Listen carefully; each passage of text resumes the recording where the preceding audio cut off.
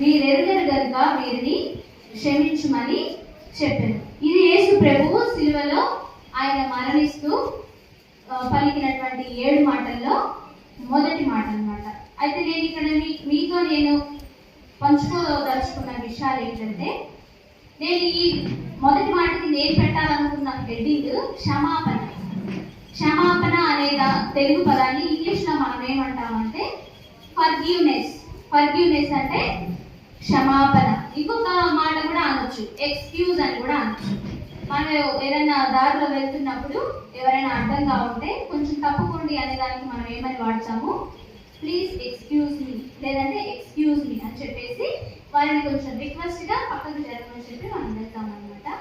ఇక్కడ ఎక్స్క్యూజ్ అనే పదం వాడచ్చు, లేదా ఫర్గివ్నెస్ అనే పదం కూడా వాడచ్చు. అయితే నేను ఫర్గివ్నెస్ అనే వర్డ్ తీసుకోవాలని ఆశపడుతున్నాను. అయితే ఈ ఫర్గివ్నెస్ అనే పదము ఇంగ్లీష్లో ఫర్గివ్నెస్, తెలుగులో క్షమాపణ. అలాగే గ్రీకు పదాలు కూడా 2 ఉన్నాయన్నమాట. ఆ గ్రీకు పదాలు రెండింటికి ఒక్కోదానికి అర్థం ఏంటంటే, మొదటిది వచ్చేసరికి ఎఫీమే. ఎఫీమే అంటే ఒక వ్యక్తి ఒక విషయాన్ని వదులుకోవడాన్ని, లేదంటే ఆ విషయం నుంచి దూరంగా వెళ్ళిపోవడాన్ని ఎఫీమే అంటారు. అయితే ఇక్కడ ఈ విషయం అన్న ప్లేస్ లో మనము కొన్ని పదాలను వాడుకోవచ్చు. ఏంటంటే, ఒకటి కక్షలు, పగలు, ద్వేషాలు, అసూయలు, గొడవలు. ఒక వ్యక్తి కక్షల నుంచి, పగల నుంచి, ద్వేషాల నుంచి, అసూయల నుంచి దూరంగా వెళ్ళిపోవడాన్ని ఎఫీమే అనే పదము గ్రీక్ లో మనకి వాడబడింది అనమాట. ఇంకొకటి వచ్చేసి చారిజోమై. చారిజోమై అని అంటారు. దాని షార్ట్ కట్ లో చెరిష్ అని కూడా అనొచ్చు. దానికి అర్థం ఏంటంటే దయ. దయ అనేది ఎప్పుడు వస్తుంది, ఒక వ్యక్తిని మనము క్షమించగలిగినప్పుడే ఆటోమేటిక్ గా మనలో దయాగుణం అనేది ఉంది అని మనం చెప్పకనే వాళ్ళకి చెప్తున్నట్లు అనమాట. అయితే ఒక మనిషిని మనం ఎందుకు క్షమించాలి, ఎప్పుడు క్షమించాలి, ఎలా క్షమించాలి, క్షమించడం ద్వారా మనకేం వస్తుంది, క్షమించబడిన వ్యక్తి ఏం సంపాదించుకుంటాడు అనేది మనం చూద్దాము. అయితే ముఖ్యంగా ఈ శిలువ ధ్యానాల్లో మొదటి మాటలో మనం చూసుకుంటుంది యేసు ప్రభు గురించి. కాబట్టి యేసు ప్రభువు ఎవరిని ఎట్లా క్షమించాడు, ఇప్పుడు పాస్టర్ గారు చెప్పారన్నమాట. ఆయన ఎంత బరువు మోసారు, ఎన్ని దెబ్బలు తిన్నారు, ఎంత రక్తం కార్చారు, ఆయన ఎటువంటి స్థితిలో ఉన్నారు అనేది ఆల్రెడీ మనకి సార్ చెప్పారు. అయితే అటువంటి వ్యక్తి అంత పెద్ద శ్రమలో ఉండి కూడా క్షమాపణ గురించి మాట్లాడుతున్నాడు. అయితే ఎవరి క్షమాపణ గురించి? ఆయనే తప్పు చేయలేదు. ఆయన ఎక్కడా కూడా ఆయన పుట్టుక దగ్గర నుంచి ఆయన పరిచర్య, ఆయన బాప్తిస్మం కానీ ఆయన అనుసరించిన విధానాలు ఎక్కడా కూడా ఆయన ఏ తప్పు చేయలేదన్నమాట. యూదా సంస్కృతి ప్రకారం ఆయన 8వ రోజు సున్నతి చేయించుకున్నాడు. 40వ రోజు శుద్ధీకరణాచారం దాని ప్రకారం శుద్ధీకరణ చేయించుకున్నాడు. 12వ సంవత్సరంలో పస్కా పండుగ ఆచరించవలసి వచ్చినప్పుడు యెరూషలేముకు వచ్చాడు. తన 30వ సంవత్సరంలో దేవుని పరిశుద్ధాత్మ ప్రేరేపణ వలన ఆయన బాప్తిస్మం యోహాను ద్వారా పొందుకున్నాడు. ఆ తర్వాత 3.5 సంవత్సరాలు ఆ చుట్టుపక్కల ఉన్న ప్రాంతాలన్నింటిలో ఆయన తిరిగి ఆయన సేవా పరిచర్యను కొనసాగించాడు. అంటే నేను ఏం చెప్పదలుచుకున్నానంటే, ఆయన పుట్టుకలో కానీ, ఆయన చేసిన పనుల్లో కానీ, ఆయన సంస్కృతిని కానీ, ఆయన ఆచారాలని కానీ, ఆయన ప్రదేశంలో ఉన్నటువంటి రూల్స్ అండ్ రెగ్యులేషన్స్ ని కానీ ఆయన ఎక్కడా కూడా వైలేట్ చేయలేదు, అంటే తప్పిపోలేదు. ఖచ్చితంగా ఆయన పుట్టిన ప్రాంతంలో ఉన్నటువంటి రూల్స్ రెగ్యులేషన్స్ ని పాటించాడు, అక్కడ ఉన్న ఆచారాన్ని ఫాలో అయ్యాడు. అలాగే దేవుని పరిచర్యను కూడా ఆయన చాలా సంపూర్ణంగా కొనసాగించగలిగాడు అనమాట. అయితే ఇప్పుడు ఏం తప్పు చేశాడని దేవుడు క్షమాపణ గురించి మాట్లాడుతున్నాడు అంటే, దేవుడు తప్పు చేశాడని క్షమాపణ గురించి అడగట్లేదు. ఆయనను సిలువ వేసిన వారు ఎవరైతే ఉన్నారో, అయితే ఆయన ఏ తప్పు చేయకుండానే సిలువ వేశారు అంటే మరి అది తప్పే కదా. ఆ తప్పు చేసిన వారిని కూడా మీరు తప్పు చేశారు అని వారి మీద ఆయన తప్పు మోపట్లేదు.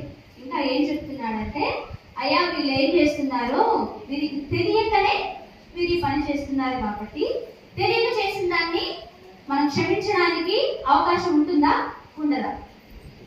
తెలియక చేసే తప్పులకి క్షమాపణ అనేది ఉంటది. అయితే తెలిసి చేసే తప్పులకి దానికి కూడా క్షమాపణ ఉంటది, కానీ కొంత వరకు మాత్రమే. తెలిసి తెలిసి తెలిసి తెలిసి ఎన్నో మార్లు గద్దించినా పాపం చేస్తూ పోతే ఏమవుతారు, ఒక దినాన నాశనానికి గురవుతారనమాట. అయితే ఇక్కడ దేవుడు ఏం చెప్తున్నాడంటే, నేను యూదుల రాజునని, వీళ్ళ పాపాలను క్షమించగలనని, వీళ్ళని పరలోక రాజ్యానికి తీసుకెళ్ళగలనని, నేను ఇక్కడ చనిపోయి తిరిగి లేచిన తర్వాత నేను నా స్వర్గానికి వెళ్తానని, అక్కడికి మీరు నేను తీసుకెళ్తానని మీకు తెలియదు. తెలిస్తే పని చేయదు కదా. మనకు ముందుగానే నేను స్వర్గానికి తీసుకెళ్తానంటే ఒకవేళ తప్పు ఉన్నా కూడా ఆ తప్పును ఏం చేస్తారు, అదే తప్పు కాదు, ఇట్లా చేయటమే కరెక్ట్ అని చెప్పేసి రాంగ్ ని కూడా రైట్ చేసే అవకాశాలు ఉంటాయన్నమాట. అయితే ఇక్కడ దేవుడు ఎవరి క్షమాపణ గురించి అడుగుతున్నాడు అంటే, ఆయన ఎవరైతే కొట్టారో, ఎవరైతే హింసించారో, ఎవరైతే పిడిగుద్దులు గుద్దారో, ఎవరైతే కొరడాలతో ఆయన చర్మం అంతా ఊడొచ్చేలాగా కొట్టారో వాళ్ళందరి గురించి, మొహాన గుండు వేసిన వాళ్ళ గురించి, ఆయన్ని హింసలకు గురి చేసిన వాళ్ళ గురించి, ఆయన్ని ఈడ్చుకొని గొల్గొతా కొండ వరకు తీసుకెళ్లిన వాళ్ళ గురించి, ఆయన మొయ్యలేనటువంటి భారాన్ని ఆయన మీద మోపిస్తున్న వారి గురించి దేవుడు ఏం చెప్తున్నాడంటే, తండ్రి అని చెప్పేసి తన పైన ఉన్న పరలోకపు తండ్రికి ఆయన విన్నవించుకుంటున్నాడు. వీరేం చేస్తున్నారో మీరు ఎరుగరు కాబట్టి వీరిని క్షమించయ్యా అని చెప్పేసి. ఇంకొకటి, అయితే వీళ్ళందరూ తప్పు చేయని యేసు ప్రభువుని సిలువ వేశారు. అయితే ఆల్రెడీ దేవుని సిలువ వేసినప్పుడు ఇంకా ఇద్దరిని కూడా సిలువ వేశారు. కుడి వైపున ఒక దొంగని, ఎడమ వైపున ఒక దొంగని. అయితే వాళ్ళు దొంగతనం చేసి పట్టుబడి శిక్షకి గురైనప్పటికీ కూడా వాళ్ళు ఏ తప్పు చేయనట్లు వాళ్ళు కూడా ఏం చేస్తున్నారు, దేవుణ్ణి దూషిస్తున్నారు అన్నమాట. ఏమైనా దూషిస్తున్నారు, నువ్వు నిజంగా దేవుడు అయితే, నువ్వు నిజంగా రక్షకుడు అయితే, నువ్వు నిజంగా శక్తిమంతుడు అయితే, నీకు నిజంగా పరలోకపు పరిశుద్ధాత్మ శక్తి నీలో ఉంటే నువ్వు శిలువ మీద దిగి మమ్మల్ని రక్షించు. అయితే మనుషుల యొక్క పాపాలని క్షమించుటకు నాకు అధికారం కలదు అని దేవుడు ఒక చోట చెప్తాడు. అయితే ఈ శిలువ మీద నుంచి కూడా విడిపించుకోగలిగే శక్తి సామర్థ్యాలు దేవుడికి ఉన్నాయి. కానీ ఆయన ఎందుకు విడిపించుకోలేదు అని అంటే, ఆయన విడిపించుకుంటే అక్కడ ఏమవుతుంది, ప్రవచనం అనేది నెరవేర్పు జరగదు. ఆయన పుట్టక ముందే, ఆయన శ్రమల్ని అనుభవించక ముందే, ఆయన సిలువ వేయక ముందే మనకి ప్రవచనాలు అనేవి బైబిల్లో ఆల్రెడీ ప్రవక్తలు రాశారు. ఏమని, కన్యమరియ గర్భాన ఒక కుమారుడు పుడతాడు, ఆయన యేసు అని పేరు పెడతారు, ఆయన మన పాపాల నుంచి మనల్ని రక్షించేవాడు, మనల్ని ప్రతి విధమైనటువంటి బాధల నుంచి, రోగాల నుంచి, రుగ్మతల నుంచి మనల్ని స్వస్థపరిచేవాడు అని ముందుగానే ప్రవచనాలు రాయించారు. అలాగే యేసు ప్రభు యొక్క శిలువ మరణం గురించి కూడా ఆయన ముందుగానే ప్రవచనాలు అనేవి రాయించి ఉంచారు. అయితే ఇప్పుడు ఆయన మేకులు తీసుకోవడం అంత పెద్ద సమస్య కాదు, ఆ శిలువ మీద నుంచి దిగడం అంత పెద్ద సమస్య కాదు. ఎవరైతే ఆయనకి సవాలు విసిరారో వారిని నేను చేసి చూపిస్తాను అని నిరూపించడం పెద్ద సమస్య కాదు. అయితే ఈ పనులన్నీ చేయడం ద్వారా దేవుడు ఇచ్చినటువంటి ప్రవచన నెరవేర్పు అనేది అక్కడ నెరవేర్చబడదు. కాబట్టి నేను శ్రమల పాలైనా ఇబ్బంది లేదు, నన్ను చంపినా ఇబ్బంది లేదు, నన్ను ఇంకెన్ని చిత్రహింసలు పెట్టినా నాకు ఇబ్బంది లేదు, కానీ నా తండ్రి ఇచ్చినటువంటి ప్రవచనాన్ని, నా తండ్రి చిత్తాన్ని నేను నెరవేర్చుకోవాలి అని అనుకున్నాడు. కాబట్టి ఆయన మన కోసం ఎన్ని బాధలైనా భరించాడు. ఆఖరికి రక్తం బొట్టు కూడా శరీరంలో లేకుండా వల్లంతో పొడిచినప్పుడు నీరులాగా కారేంత వరకు కూడా ఆయన దారి పోసుకున్నాడు అనమాట. అయితే ఇప్పటి వరకు నేను దేవుడి యొక్క సిలువని ఎందుకు వేశారు ఏంటి అనేది చెప్పాను. ఇప్పుడు నాకు ఇచ్చినటువంటి మొదటి మాట గురించి నేను కొంచెం క్లుప్తంగా చెప్పి ముగిస్తాను. ఫస్ట్ మాట మనం ఆల్రెడీ చదువుకున్నాం కదా, తండ్రి మీరు ఏం చేస్తున్నారు మీరు ఎరుగరు కనుక వీరిని క్షమించు. అయితే ఈ వాటిని మనము 3 సబ్ పాయింట్స్ గా మనం డివైడ్ చేసుకున్నాము. ఆ 3 సబ్ పాయింట్స్ లో ఫస్ట్ గా తండ్రి అనేది చూసుకున్నాము. తండ్రి అని దేవుడు ఏం చేస్తున్నాడు, ప్రార్థన చేస్తున్నాడు. ఎవరికి, పరలోకమందున్న తనను పంపించిన ఆయన తండ్రికి ఆయన ప్రార్థన చేస్తున్నాడు. రెండోది వచ్చేసరికి ప్రేమ చూపిస్తున్నాడు. ఎవరి మీద అంటే, వీరేం చేస్తున్నారో వీరెరుగరు. ఆ వారు ఎవరంటే, ఆయన హింసించిన వారు, కొట్టిన వారు, దూషించిన వారు, అపహాసం చేసిన వారు, ఈడ్చుకెళ్ళిన వారు. మూడోదిగా ఏంటంటే క్షమాగుణం, వీరిని క్షమించుము. తండ్రి అన్న దగ్గర ప్రార్థన చేసిన వ్యక్తిగా దేవుడు మనకు కనిపిస్తున్నాడు. వీరేం చేస్తున్నారో వీరెరుగరు అన్న దగ్గర వారి మీద ప్రేమను చూపించి క్షమాగుణాన్ని ఇవ్వమని చెప్పి అడుగుతున్నాడు. మూడోదిగా వీరిని క్షమించయ్యా అంటే, ఇది చేసినా కూడా వీరి మీద ఏ అపరాధం ఉంచొద్దు, వీరిని శిక్షించొద్దు, వీరిని ఏమీ అనొద్దు, వీరిని క్షమించని చెప్పేసి దేవుడు అడుగుతున్నాడు అనమాట. అయితే ఒక్కోటి మనం చూసుకుందాము. ప్రార్థన ఎట్లా చేశాడు, ఏమని చేశాడు అని అంటే, మత్తయి సువార్త సువార్త 5వ అధ్యాయము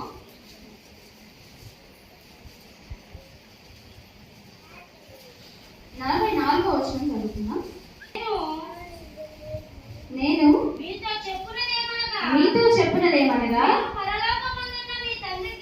మీరు పరలోకమందున్న మీ తండ్రికి కుమారులై ఉండునట్లు మీ శత్రువులను ప్రేమించుడి, మిమ్మల్ని హింసించు వారి కొరకు ప్రార్థన చేయుడు. చాలండి. ఇక్కడ దేవుడు ఎవరి కోసం ప్రార్థన చేయమంటున్నాడు? మనల్ని ఎవరైతే హింసించారో, మనల్ని ఎవరైతే బాధపరిచారో వారి కోసం ప్రార్థన చేయమంటున్నాడు. అయితే రోజు మనం ప్రార్థన చేస్తాము. ఏమని చేస్తాము? మనకి ఇష్టమైన వారి కోసం, మన కడుపును పుట్టిన వాళ్ళ కోసం, మనల్ని కన్న వాళ్ళ కోసం, మన బంధువుల కోసం, మన రక్త సంబంధికుల కోసం, మన శ్రేయస్సును కోరుకునే వారు ఎవరైతే ఉన్నారో వారందరి కోసం మనం ప్రార్థన చేస్తాం. ప్రతిరోజు మన వ్యక్తిగత ప్రార్థనలు గుర్తు చేసుకుంటాం కదా. అయితే ఇక్కడ దేవుడు కూడా ప్రార్థన చేస్తున్నాడు. ఎవరి కోసం? ఆయన ఎవరైతే హింసించారో, ఆయన ఎవరైతే బాధ పెడుతున్నారో వారి కోసం ప్రార్థన చేయమంటున్నాడు. అయితే మనం కూడా దేవుని బిడ్డలంగా మనం ఉన్నాం కాబట్టి ప్రతిరోజు మనం ప్రార్థన చేసే ప్రార్థనతో పాటుగా మనల్ని హింసించే వారి కోసం, మన శత్రువుల కోసం, మన మీద ఎవరైతే కక్షలు పగలు పెంచుకున్నారో వారి కోసం కూడా మనము ప్రార్థన చేయాలి. ఒకవేళ ఆ ముందు రోజే మనకి వాళ్ళకి గొడవ ఉండొచ్చు, మనం కొట్టుకొని ఉండొచ్చు, ఒకవేళ మనమే తగ్గాము, వాళ్ళే మనల్ని కొట్టారు, అయినా కూడా సమాధాన పడాలి. మనం వారితో ప్రేమగా మాట్లాడాలి, క్షమించమని చెప్పేసి మనం మన వ్యక్తిగత ప్రార్థనలో వారి గురించి మనము వేడుకోవాలన్నమాట. రెండవదిగా వచ్చేసి ప్రేమ చూపిస్తున్నాడు దేవుడు. ఎవరి మీద చూపిస్తున్నాడు అని అంటే యోహాను సువార్త 13వ అధ్యాయము 34వ వచనం.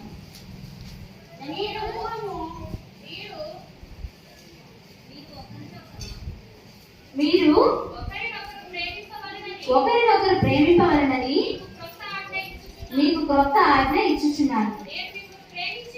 నేను మిమ్మల్ని ప్రేమించినట్టే మీరు ఒకరినొకరు ప్రేమింపవలను. చాలండి. ఇక్కడ దేవుడు మనకి ప్రేమ గురించి చెప్పుకున్నాం కదా. ఎవరిని మనం ప్రేమించాలంటే ఒకరినొకరిని ప్రేమించాలి. దేవుడు మనకి ఇచ్చినటువంటి ఆజ్ఞలు ఏంటండి? పాత నిబంధనలో 10 ఆజ్ఞలు, క్రొత్త నిబంధనలో దాన్ని ఎన్ని ఆజ్ఞలుగా చేశాడు? 2 ఆజ్ఞలుగా చేశాడు. ఇప్పుడు ఓవరాల్ గా ఏమంటున్నాడు? ఒకటే ఆజ్ఞ. ఆ ఆజ్ఞ ఏంటి అంటే నేను మిమ్మల్ని ఏ రీతిగా అయితే ప్రేమించానో అదే రీతిగా మీరు ఒకరినొకరు ప్రేమించండి అనే ఒక క్రొత్త ఆజ్ఞని దేవుడు మనకి ఇస్తున్నాడు అనమాట. అయితే ఒకరినొకరు ప్రేమించాలి అంటే ఎవరిని ప్రేమించాలి? మనం ఎవరినో అవసరం లేదు. మొదటిగా మన ఇంట్లో ఉన్న మన అక్క చెల్లెలని, మన బంధుమిత్రులని. అక్క చెల్లెలని ఎంత స్పెసిఫిక్ గా ఎందుకు చెప్తున్నానంటే అందరి ఇళ్ళలో అందరు అక్క చెల్లెళ్ళు ప్రేమగా ఆప్యాయతగా ఉండరు. ఒకరి మీద ఒకరికి కొంతమంది అసూయ పడే వాళ్ళు ఉంటారు, ద్వేషం పెంచుకునే వాళ్ళు ఉంటారు, నాకంటే ఆమెనే బాగా చూసుకుంటారని ఒక రకమైనటువంటి కుళ్ళు పెంచుకునే వాళ్ళు ఉంటారు. అయితే అటువంటి వాటన్నిటిని కూడా మనము వదిలేసి మన సొంత తోడబుట్టిన అక్క చెల్లెలని, అన్నదమ్ములని, మన బంధువులని, మన ఇరుగు పొరుగు వారిని, మన తోడి కోడళ్ళని, అత్తమామలని, అమ్మా నాన్నల్ని, మన సంఘస్థులని, మన పాస్టర్ గారిని, మనకు సంబంధించిన ప్రతి ఒక్కరిని మనము ప్రేమగా చూడాలి. ఆ చూసినప్పుడే దేవుని ప్రేమ మనలో మనము ఇతరులకి కనపరుచుకున్న వాళ్ళం అవుతాం అన్నమాట.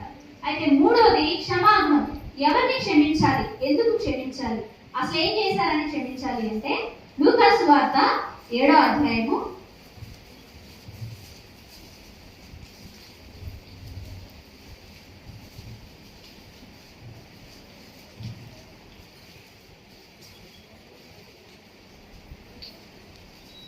47వ వచనం. ఆమె విస్తారముగా ప్రేమించెను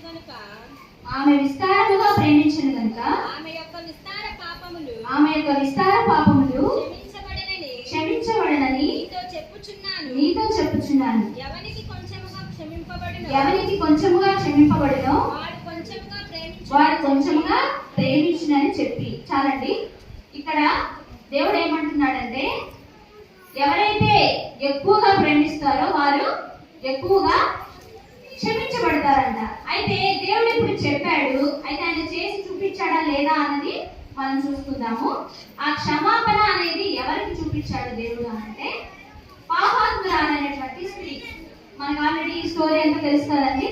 పాపాత్మురాలైనటువంటి స్త్రీని పాపం చేస్తుండగా పట్టుబడిందని చెప్పేసి తీసుకొచ్చి దేవుని పాదాల ముందు వేసి మా రాళ్ళతో కొట్టి చంపాలని ధర్మశాస్త్రంలో రాయబడి ఉంది కదా, మరి ఈమెను ఏం చేయమంటారని అడిగినప్పుడు దేవుడు ఇచ్చిన సమాధానం ఏంటి?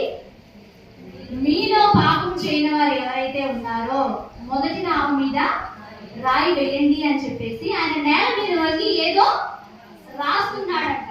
అయితే ఏం రాస్తున్నాడు అనేది దేవుడు చెప్పలేదు, కానీ వాళ్ళు ఆల్రెడీ పాపం చేశారు అన్న ఆ గిల్టీ ఫీలింగ్ అనేది వాళ్ళలో ఉంది కాబట్టి వాళ్ళకి ముందుగానే అర్థమైపోయింది అనమాట. ఇక్కడ పాపాత్మరాలైనటువంటి స్త్రీ పట్ల దేవుడు చూపించినటువంటి క్షమాగుణం అనేది ఆమెని రక్షించింది. ఇంకొక విషయం ఏంటంటే, ఆయన ఒక పరిసయ్యుని ఇంట్లో వెళ్ళి భోజనానికి కూర్చున్నప్పుడు ఆమె ఏం చేసిందండి? ఆయన పాదాల మీద అత్తరు పోసి తల వెంట్రుకలతో తుడిచి ఆయన కన్నీళ్లతో ఆయన పాదాలు కడిగి తల వెంట్రుకలతో తుడిచి ఆయన పాదాలని బెల్లి దగ్గర నుంచి ముద్దాడుతూనే ఉండిందనమాట. అంటే ఆమె ఎంత విస్తారమైనటువంటి ప్రేమని దేవుని పట్ల పెంచుకుంది అని అంటే, ధర్మశాస్త్ర గ్రంథంలో పాపం చేస్తూ పట్టబడిన స్త్రీని రాళ్లతో కొట్టి ఖచ్చితంగా చంపేస్తారు. ఆమె ఏమనుకుందంటే, పట్టబడిన వెంటనే ఇంకా నాకు ఈ రోజుతోటి నా చాప్టర్ క్లోజ్ అయిపోయింది, ఇంకా నన్ను చంపేస్తారు, ఇదే నాకు చివరి దినం అని చెప్పేసి ఆమె ఆశ వదిలేసుకుంది ఆమె జీవితం మీద. అయితే దేవుడి దగ్గరికి తీసుకొచ్చినప్పుడు దేవుడు చెప్పినటువంటి ఒక ఊరట కలిగించే మాట ఏంటంటే, ఆ ఒకటే చేసింది ఆ పాపం, మీరెవరు చేయలేదా? మీరు ఏ పాపమో చేయలేదా? వ్యభిచారం ఒకటే పాపమా? ఆజ్ఞ అతిక్రమమే పాపం అనమాట. అది ఏ ఆజ్ఞ అయినా సరే, ఏ ఆజ్ఞ అయినా అంటే మనకి ఇచ్చినటువంటి 10 ఆజ్ఞలు. మనం ఇతరులను ప్రేమించే విషయంలోనైనా, ఇతరులు దోచుకునే విషయంలోనైనా, దేవుని కాకుండా ఇంకెవరినైనా పూజించే విషయంలోనైనా, దేవుని కాకుండా ఇంకొకరిని పూజించే విషయం అంటే ఏవో విగ్రహాలు పెట్టుకొని ఖచ్చితంగా పూజ చేయాలనేది ఏం లేదు. దేవుని ప్లేస్ లో మనం ఇవ్వాల్సిన ప్రయారిటీ, దేవునికి ఇచ్చే స్థానంలో మనం వేరొకరిని తీసుకొచ్చి పెడితే దాన్నే విగ్రహారాధన అని అంటారు అనమాట. అట్లాగా దేవుణ్ణి కాకుండా ఇంకెవరినైనా ఎక్కువగా ప్రేమించినా, దేవుడు మనకిచ్చినటువంటి 10 ఆజ్ఞలలో ఏ ఒక్క ఆజ్ఞ కూడా ఆజ్ఞ అతిక్రమం అనేది పాపము. అట్లాగా వాళ్ళని దేవుడు ఏం చేశాడు? హెచ్చరించాడు. మీరెవరు చేయలేదా? మీరెవరు పాపానికి ఇంతవరకు లోనవ్వలేదా? మీరు పాపం చేయకుండా పరిశుద్ధులుగా ఉన్నారా? మరి ఉంటే ఆ మీద రాయేసేయండి అనేసరికి వాళ్ళందరిలో ఒక రకమైనటువంటి భయం పుట్టుకొచ్చింది అనమాట. ఇంకొకటి ఏంటంటే, జక్కయ్య గారి గురించి కూడా మనకు తెలుసు. ఆయన ఏం చేశాడు? యేసుని గురించి విని ఆయన ఎవరో అని చూడగోరి గబగబా పరిగెత్తుకుంటూ వెళ్ళి మేడి చెట్టు ఎక్కి ఆయన చూసినప్పుడు దేవుడు ఏమన్నాడు? జక్కయ్య త్వరగా దిగిరా, నేడు నీ ఇంటికి రక్షణ వచ్చి ఉన్నది అని చెప్పాడు. అయితే ఆయన చేసినటువంటి పని ఏంటి? ఆయన ఒక ట్యాక్స్ కలెక్టర్. ట్యాక్స్ కలెక్టర్ అంటే సుంకపు గుత్తదారుడు, అంటే ట్యాక్స్ ని కలెక్ట్ చేసుకునే వాళ్ళు. అయితే వాళ్ళు న్యాయంగా కలెక్ట్ చేస్తున్నారా అంటే లేదు, అన్యాయంగా కలెక్ట్ చేస్తున్నాడు. కాబట్టి దేవుడు ఏం చెప్పాడంటే, నేడు నీ ఇంటికి రక్షణ వచ్చి ఉన్నది అని చెప్పిన ఆయన యొక్క రక్షణ సువార్తను విని దేవుడు అక్కడ ఏమీ చెప్పకుండానే ఆయనలో ఉన్నటువంటి లోపాలను ఆయన గ్రహించుకోగలిగాడు. గ్రహించుకొని ఆయన తప్పును సరిదిద్దుకొని ఏం చెప్పాడు? నేను ఇప్పటి వరకు ఎంతైతే తీసుకున్నానో దానికి 4 గంటలుగా నేను చెల్లిస్తానని చెప్పేసి పాపాన్ని ఒప్పుకొని క్షమాపణని పొందుకొని పశ్చాత్తాపడి ఆయన చేసిన తప్పుననేది సరిదిద్దుకున్నాడు అనమాట. అట్లా సరిదిద్దుకున్నప్పుడు ఏమైంది? ఆయనకి, ఆయన ఇంటికి రక్షణ వచ్చింది. అలాగే విశ్వాసులకు తండ్రి అయినటువంటి అబ్రహాము యొక్క సంతానంలో ఆయన చేర్చబడ్డాడు. ఇక్కడ మనం నేర్చుకోవాల్సింది కూడా ఏంటంటే, దేవుడు శిలువలో పలికిన మొట్టమొదటి ఎంతో బాధతో కూడిన, ఎంతో శ్రమతో కూడిన 7 మాటల్లో మొట్టమొదటి మాట అయినటువంటి, తండ్రి వీరేమి చేస్తున్నారు వీరు ఎరుగరు కనుక వీరిని క్షమించుము అనేటువంటి మాట ద్వారా ఆయన మొదటిగా ఆయన హింసించిన వారి కొరకు ప్రార్థన చేశాడు. ఆయన్ని కొట్టిన వాళ్ళని, ఈడ్చుకెళ్లిన వారి పట్ల ప్రేమను చూపించాడు. ఇంకా మన జీవితాల ద్వారా మనం క్షమించలేనటువంటి స్థితిలో ఉన్నప్పుడు మనకి క్షమాపణను దయచేసి రక్షణ భాగ్యంలోకి నడిపించాడనమాట. ఈ రోజు ఈ వాక్యం వింటున్నటువంటి మనమందరం కూడా మనం నిజంగా దేవుని ప్రేమను కలిగి ఉన్నామా? నిజంగా మన పట్ల తప్పు చేసిన వారిని మనం క్షమిస్తున్నామా? నిజంగా మన అనుకున్న వారి మీద మనం ప్రేమను చూపిస్తున్నామా? నిజంగా ప్రార్థన చేయగలుగుతున్నామా? ప్రార్థన అంటే నోటి మాటల ద్వారా వచ్చేది ప్రార్థన కాదు, అది మనసు లోతుల్లోంచి వచ్చేదాన్ని మనం ప్రార్థన అంటాం అనమాట. ఈ రీతిగా ప్రార్థన, ప్రేమ, క్షమాపణ గుణము కలిగి మనము ఇతరుల పట్ల నడుచుకున్నప్పుడు మనలో దేవుని మనము ఇతరులకి చూపిస్తూ ఉంటాము. అటువంటి గొప్ప కృపా భాగ్యాన్ని దేవుడు మనకి, మన కుటుంబాలకి దయచేయను గాక. ఈ అవకాశం ఇచ్చినటువంటి పాస్టర్ గారికి నా వందనాలు.